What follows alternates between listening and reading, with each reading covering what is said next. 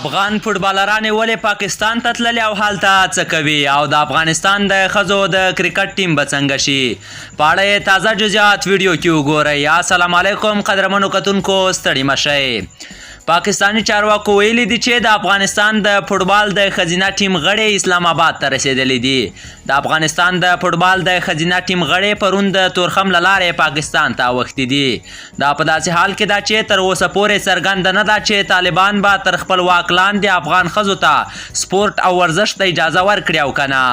د پاکستان د اطلاعاتو وزیر فواد چودھری پر خپل ټویټر لیکلي د افغانستان د ښځینه فوټبال ټیم ته چې له افغانستانه د تورخم له لارې ورغلې هرکلی ویلی دی.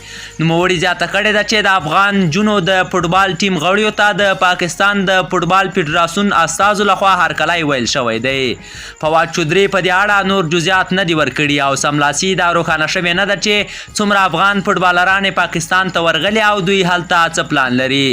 د افغانستان د فوټبال فدراسیون په چوکاټ کې د ښځینه فوټبال ټیم په وروستیو کلونو کې پیاوړی شو او په نړیوالو سیالیو کې هم ګډون درلود. بلخوا د افغانستان د ښځو د کرکټ پخوانی مشرې توبه سنگر له نړیوالو کرکټرانو غوښتي چې که طالبان افغان ښځینه کرکټ ټیم ته اجازه ورنه کړي، نړۍ دې د دې سزا د افغان د نارینه‌وو د کرکټ ټیم ته نه ورکوي.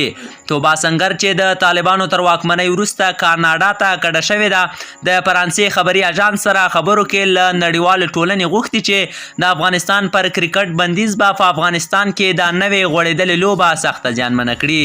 هغې ویلي دا ښه نظر نه دی چې د افغانستان د نارینه‌وو د کرکټ پر ملي ټیم بندیز ولګول شي. دوی نړۍ ته افغانستان په مثبت ډول ورپېژندلی دی.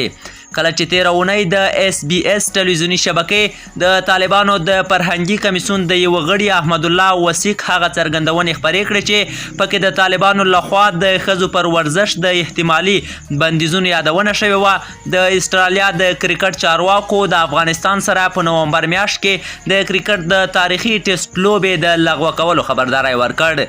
خو وروسته د طالبانو د فرهنګي کمیسیون غړي احمدالله وثیق ازادي راډیو ته وویل چې د طالبانو حکومت تر اوسه د ښځو د ورزش په اړه رسمي پالیسي نه ده په ډاګه کړې. اسلامي امارت نه یوازې د سپورټ او ورزش مخالفت نه کوي بلکې هڅوي یې، خو اسلامي امارت د ښځو د سپورټ په اړه تر دې دمه خپل رسمي دریځ نه دی بیان کړی. کیدای شي چې دا تګلاره په راتلونکي کې اعلان شي. هغه څه چې ما مخکې ویلي وو د هیواد کلتوري او امنیتي وضعیت ته په پام مې خپل نظر څرګند کړی وو. د ریحان نیوز میډیا قدرمن لیدونکو په دې هیله چې راپورونه به مو راسره اورېدلي وي. د نورو تازه او مهمو خبرونو او راپورونو لپاره در سره زموږ د یوټیوب چینل سبسکرایب کړئ. تر بیا ښه وختونه.